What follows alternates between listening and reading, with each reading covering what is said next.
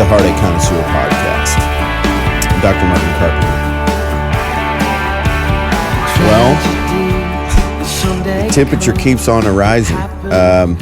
We're going to do a little fundamentals today on some relationship basics. Largely, this one is for the men. I'm going to give you a little free instruction.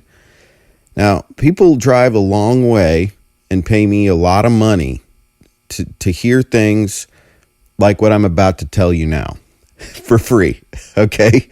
So there's a principle of relating, and that is when somebody has the call for a legitimate, strong reaction, say like, I don't know, sexual abusers being outed all over the place, right and left. When somebody has a legitimate reason to be angry, it's important that we allow them to have their experience, okay? So the knee jerk, or the thing we have a tendency to do, is we want to rush in and be defensive. Well, you know what? I haven't abused anybody. I never raped anybody. I never put any unwanted hands on anybody's tushies. Never. None of that. I'm innocent.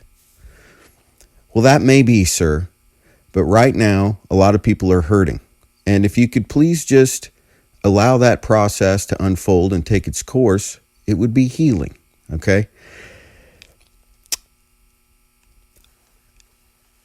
We do the media, and we do Twitter, and we do Facebook, we do all that stuff exactly like we do our home lives, which is just to, run our mouths, get defensive, not take our time. I mean, this needs some time to unfold. This is kind of a big deal for the collective psyche of our land. And I want to address this concept. I learned this growing up, that, we're an individual. We're a nation of individuals, that you shouldn't rely on anybody, and nobody should rely on you, and you should work hard and pull yourself up by your bootstraps and take care of your family, and that's it. Well, it sounds real good if you don't want to think about all the hard stuff going on. The truth is, we are a group. It's inescapable, the ways that our behaviors affect each other. We have the ability to all together mutually condone certain things, mutually decry certain things. And there comes a time for collective responsibility.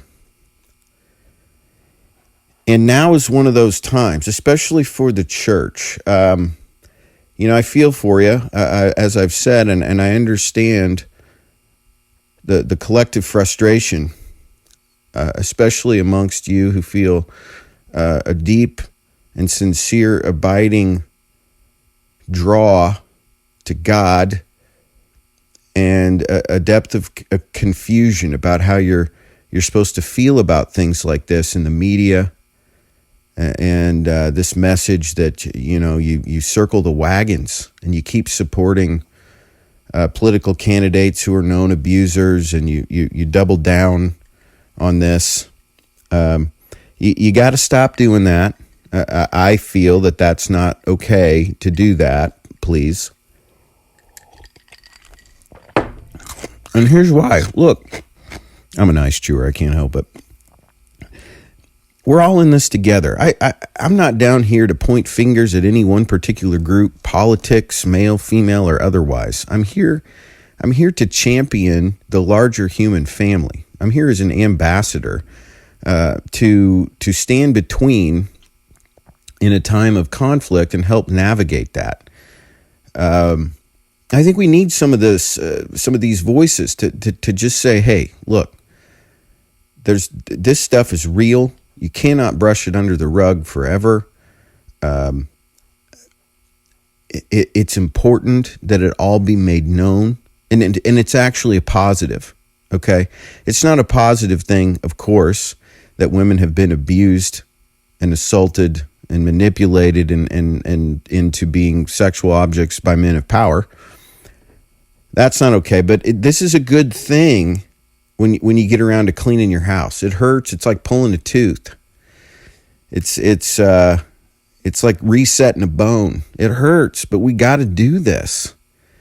You cannot pretend it's not there just because of your politics or your list of enemies or who you think you're supposed to agree with or whatever. I mean, sometimes you got to set all that aside and say, look, men of the right, men of the left, men of the church, men not of the church,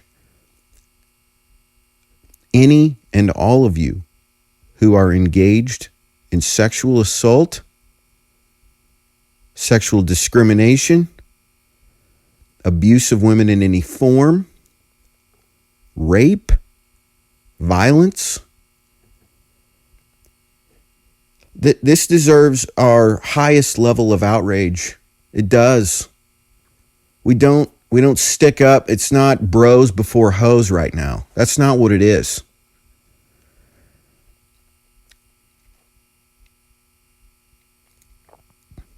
And it's driven by fear. I know you're scared. I know you don't want to admit certain things are true about your country and your colleagues and your culture and the people that you like to watch on the TV that entertain you. I know you don't want to admit it. I don't want to admit it either sometimes. But as we say in my business, denial ain't just a river in Egypt. It's a real thing. And we've been engaged in it collectively for quite a long time. Look, I was raised conservative as you could possibly imagine. My parents or my brother, I don't even remember who now, somebody gave me a subscription to the Rush Limbaugh newsletter for my high school graduation gift because I was going off to the liberal university and it was going to corrupt my mind and I needed some anchor point to stay sane. And I grew up in the Midwest and work hard and go to church and do the right thing. And I'm no dyed-in-the-wool leftist here. I'm just a guy who's speaking up because my conscience is telling me so, not because I have any dog in the fight politically. Or from a religious affiliation either, for that matter. I'm just here to tell you what healthy is. And healthy is standing up, speaking out against what is obviously way out of line. There's no fudging this. There's no bending this one into place. If you're trying to do that, stop, because it's just going to make you look really, really sad. So don't do that. Just if you can't say anything supportive, here's the hierarchy. First of all, you speak out. If you don't have that in you, fine. If you don't have that in you, support your spouse or your partner or whoever. And if you don't have that in you, shut up. Just give it some time. Quit reminding everybody of the exceptions to the rule. Yes, we know not all men are abusers and lots of men are kind and treat women well and take care of their families and raise daughters. That's not the point. The point is that we're engaged in a national house cleaning right now. And we need to respect that process. And it's good for all of us. I mean, do we want unity? Do we want this nation to continue to be divided in such hostile and entrenched ways? If we do, let's put our money where our mouth is and let's stick up for the ones that are getting pushed around by the powerful right now. And listen, I am the first one to tell you, and I'm sure I will do episodes on this.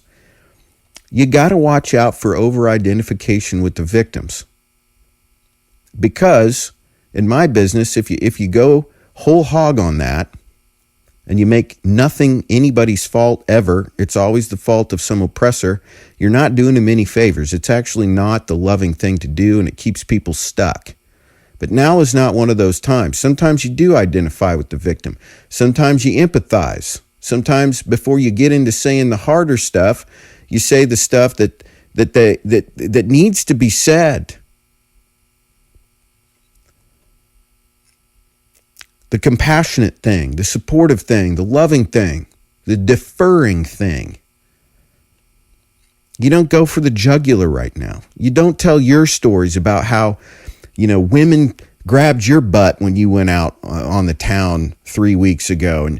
And you don't tell your story about how your, buddies in college were mistreated by some, I don't know. You get my point. I mean, this is not the time to try to make the record look even on paper. It's not appropriate. It's not relationally appropriate.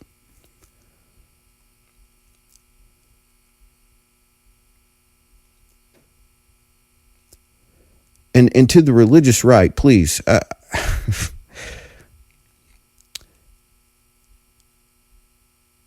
you do not get a pass just because you think you got the one-way ticket to heaven. You don't. And stop acting like you have cornered the market on the truth. Stop it. You have not.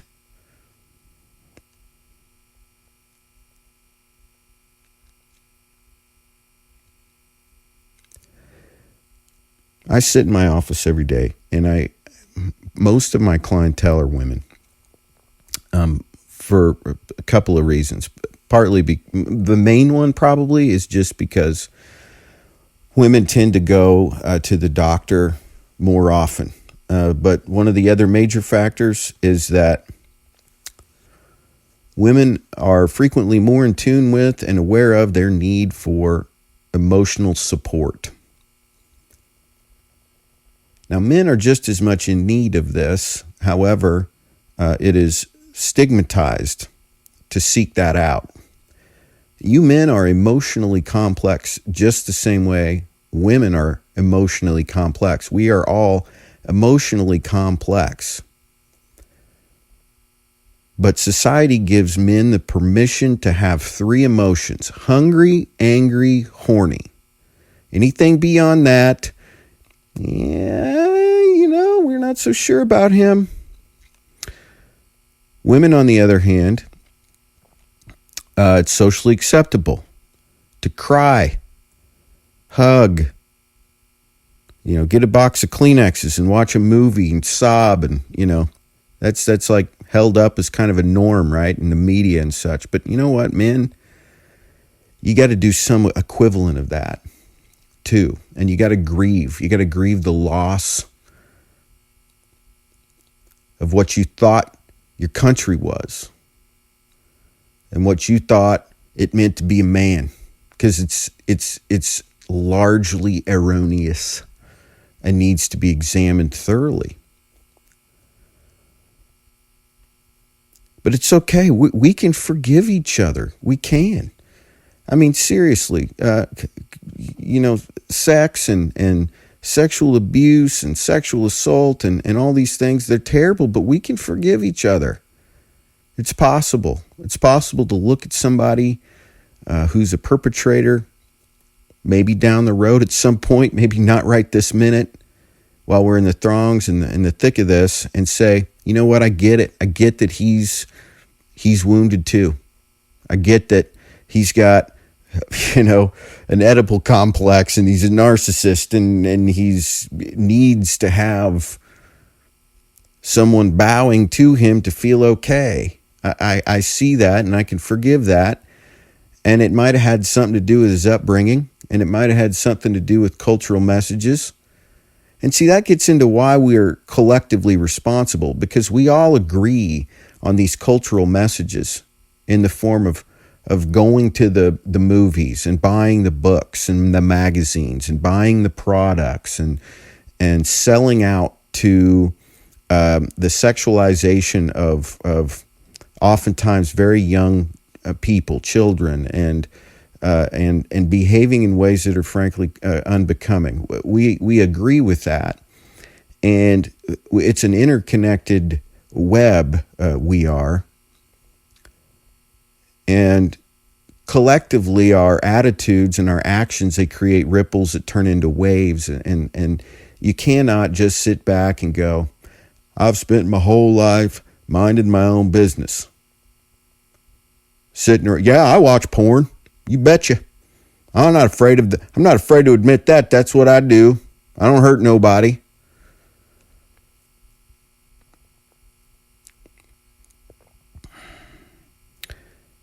And on this pornography thing,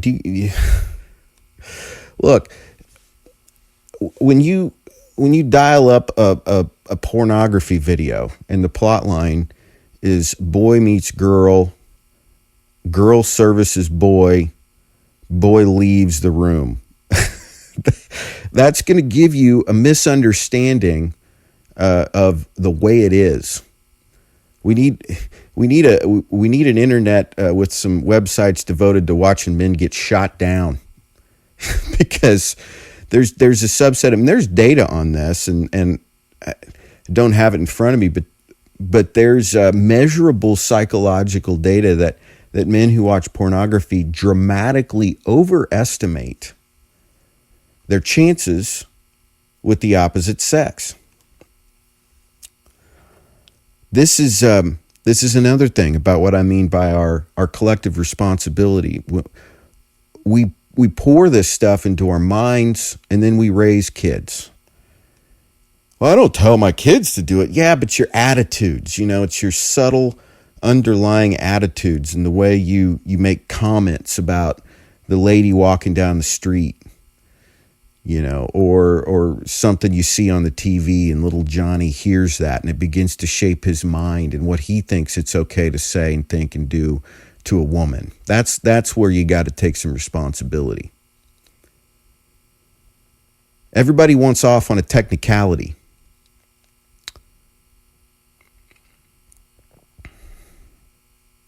I'm disappointed in us. And again, I'm no saint. I've been around the block a time or two, but and frankly, I'm not surprised either. I mean, please understand, this doesn't surprise me that men with money and power and influence think it's okay to grope and misuse sexual conduct with women. That doesn't surprise me. But it is disappointing, because what it shows us is that so much of what we display for the world around us is a show.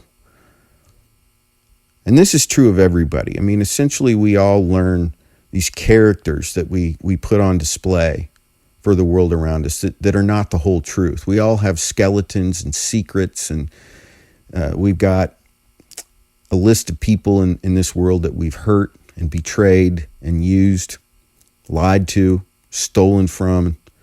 We've all got those lists. And just because you put on a suit and tie and you sit on TV and you talk about high-minded concepts,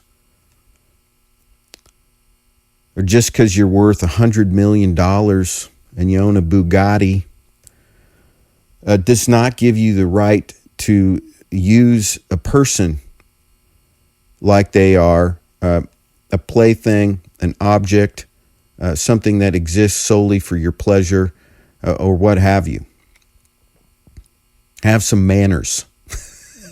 It's like, I feel like this is back to the basics. It's like when the team starts losing, the basketball team, let's say, you know what, we're going to work on layups this week.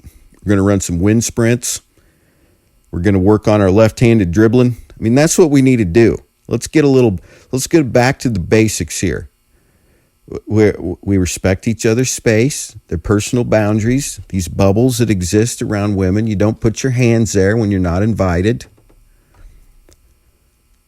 Just because she's dressed cute, you can see a little cleavage, doesn't give you a right to speak your mind out loud in a public environment. It doesn't mean she wants to go to bed with you. It does not. Just because she took your drink and your nice dinner does not entitle you to a trip to her apartment after the date. It doesn't. Basic human decency, and that's what I mean. You gotta This is a bit more of a complex, subtle concept, but you got to let the women have their experience right now. They get to be pissed. They get to be upset, even if it didn't happen to them. They get to be pissed on behalf of women, mothers, daughters, friends. They get that. They get a time to process this and feel it. Feel the weight of it, feel the gravity, feel the sting. You know what? While they're doing that, why don't you work on some of your own emotions? Why don't you men, myself included, reflect on what it means to truly be a gentleman, please? Not just scream bloody murder because you're innocent personally. Don't do that.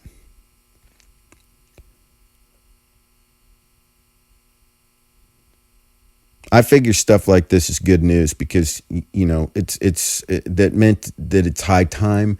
And if this stuff gets out in the open and exposed, it means that less of this is apt to happen to your daughters,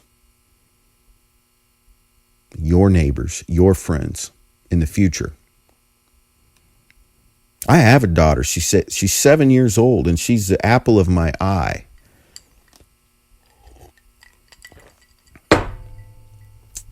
It's hard for me to imagine someone treating her some of the ways that I talked and thought about women when I was a younger man. That scares me to know that that's so common and accepted out there. So I'm going to teach her how to deal with it. I'm going to take responsibility, and I'm going to show her what a kind, loving man looks like to the best of my ability, with boundaries and manners. I'm going to show her that. That's my responsibility. That's what you can do, men. You that have daughters, you can change the way that you raise them. You can prepare them. You can give them a voice. You can tell them how to talk to men who are looking down their nose or treating them like sexual objects. You can begin to instruct them on how to respond to that. What appropriate situations are, how to avoid inappropriate situations. You can give them some values. No, you don't have to sell out your body for a promotion or to get a part in a movie or to get an internship with a powerful comedian or talk show host or whatever it is. You don't have to do that. It's not worth it. I don't care if the payday's $500,000. It's not. Your integrity is priceless. That's the message for your daughters, please.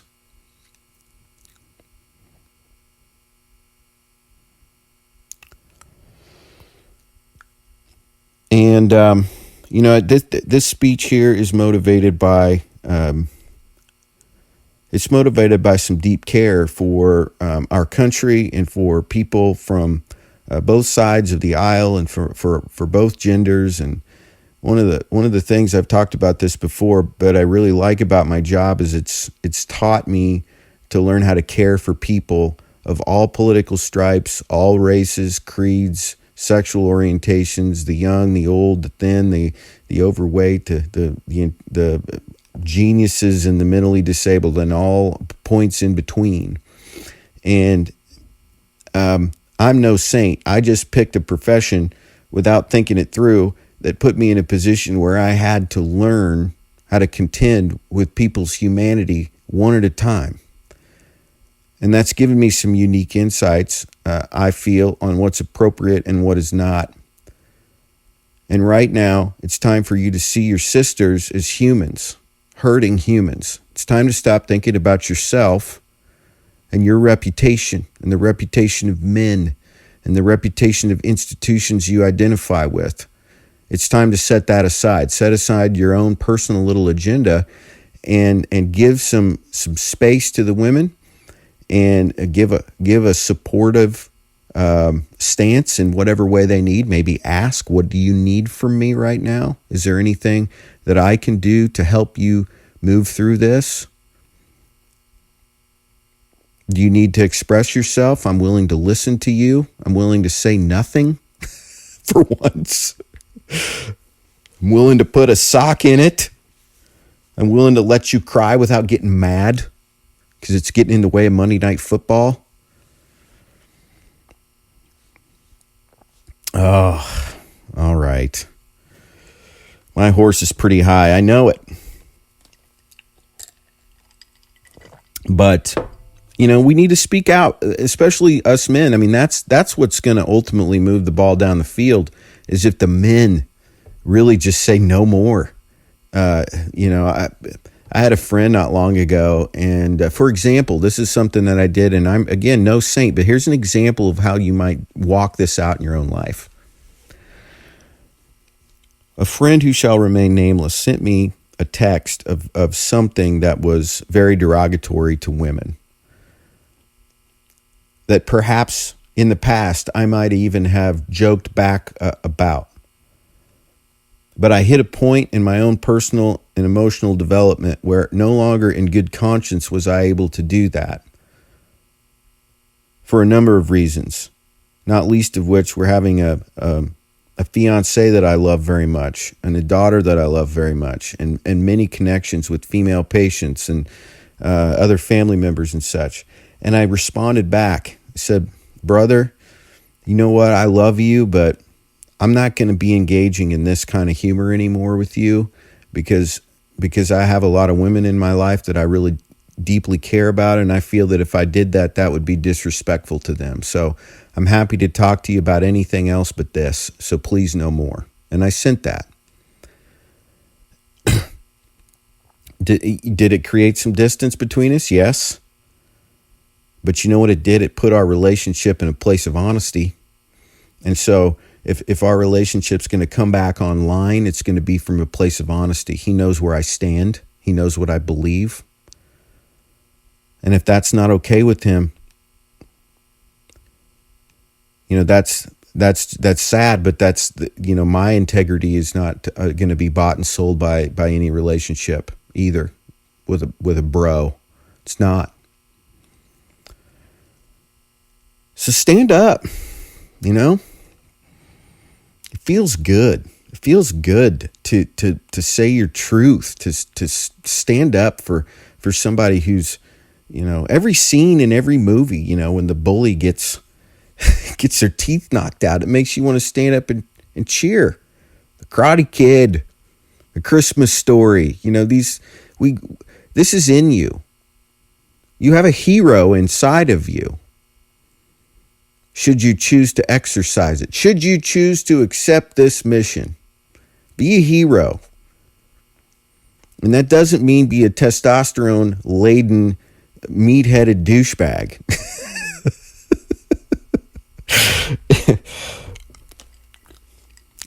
Although big muscles are fine. I mean, who doesn't want a little bit leaner physique? But what I mean is, you've got a hero in you. And being a hero means knowing when to be cool and calm, knowing when to stand up, knowing when to speak and when not to, knowing that the people in your circle that you love and care about, that their agenda comes before yours, that you can sacrifice for them. You can lay down your own emotional agenda, and you can give yourself in the form of support and care. That's what it means. You don't have to stop liking football. You don't have to stop playing golf. You don't have to stop going to the gym.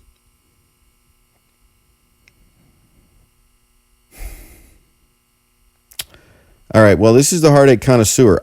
I'm going to the gym.